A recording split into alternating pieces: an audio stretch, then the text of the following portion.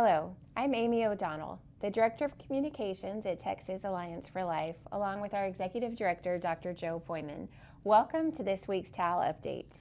We are a day out from Thanksgiving, and we want to take a moment to reflect on how much we have to be grateful for at Texas Alliance for Life. This organization is strong and growing, thanks to the support of our board, our staff, supporters, and especially our donors. And in Texas, we are grateful for a state that offers vast resources for women with unplanned pregnancies.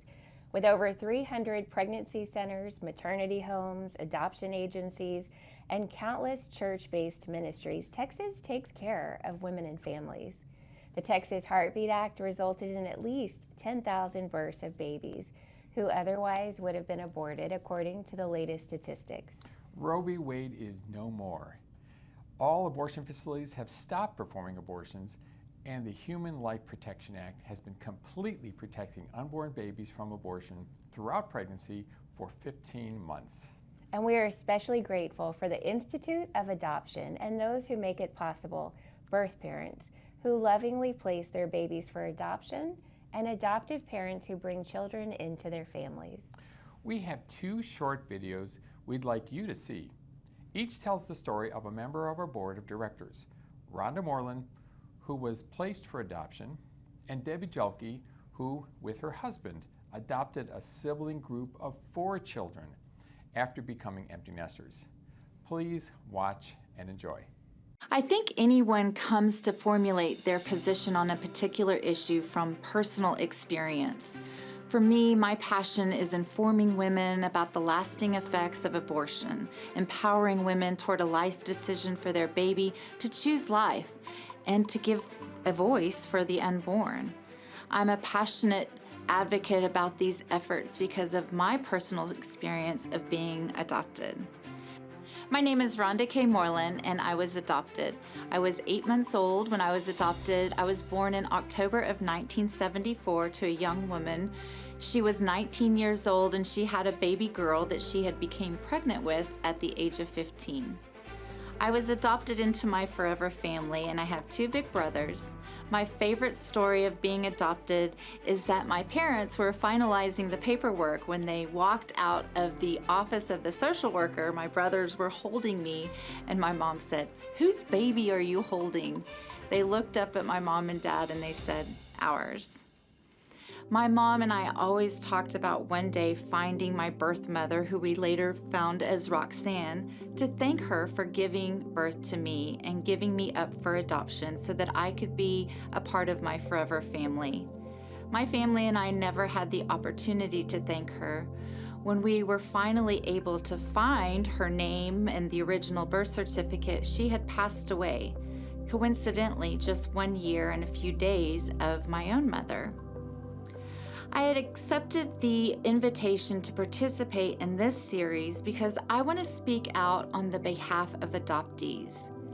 We live in a society where there's so much emphasis on how we make other people feel with our language and our actions, intended or just by perception. For quite some time, I have remained silent in an effort to not hurt those who view the abortion issue differently than I do. But today I am speaking out because I want to share the effects that it has on me. Frankly, it hurts. It hurts when someone says that a woman's choice is more important than the baby. I was that baby.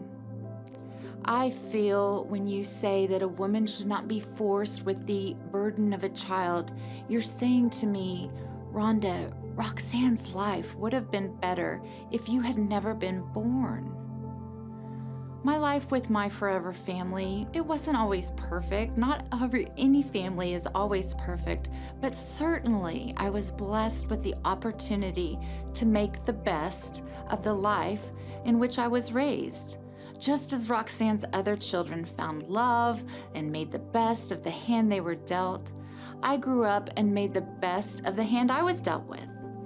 I just feel like I deserve to live and create opportunity from my circumstances, that certainly the babies that I speak on behalf should be blessed with the same equal opportunity as I have been. On my adoption journey, I was looking for years for the missing piece. What I found was the missing piece. And my hope today is that the world will begin to respect life and respect adoption as the loving option. I know you know that God has truly a sense of humor. And guess what?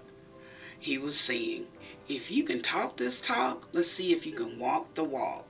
I've been talking about alternatives, which are pregnancy resource centers. They're resources for women and men who have pregnancies unplanned. And then also opportunities for individuals to find loving parents. In this day and age, adoptions are open adoptions, if you would like, where you can still be involved in that child's life after you've gifted that child to loving parents. And so therefore, it was like, okay, we were contacted and asked if we were interested in possibly adopting and becoming loving parents to this one child. And I was able to get the whole story that there were 3 other siblings. And so after talking with my husband, and the first thing he said, well, no, and I thought that was okay, you know. I did ask, and he decided, no, we don't have to do this. We've been empty nesting for 12 years, traveling the country, just having a good time, you know. And he said, we have to do all 4. And I'm like, all 4? And I had to repeat that 4 different times. And he said, yes. And I'm like, okay.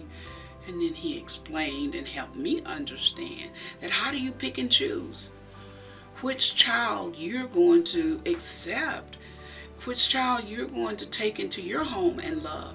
And all children deserve loving parents.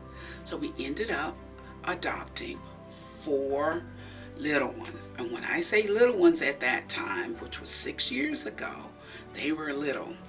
Twins that were 5 months old, a boy and a girl. 18-month-old who is only 13 months older than his sibling twins, and a little girl who was 3 at the time. So instant parents again to 3 and under 4 children. Needless to say, it's been a blessing for all of us, our whole family. There's lots of laughter. There's lots of activity. There's never a dull moment at our house at all. And you can imagine what Christmas and Easter's like. It has truly been a joy. There is a lot of work, I can tell you that, but it's all worth that. And so, once again, God knows what we need in our lives. I encourage each and every one of you to look into the opportunity of becoming loving parents, because there are individuals out there who really would like to gift their child to loving parents, but there are also lots and lots of children, and especially Black children, that are in the foster care system that need loving parents. I'd like for you to meet these children that we've had for the last 6 years. Can you say hi? Hi.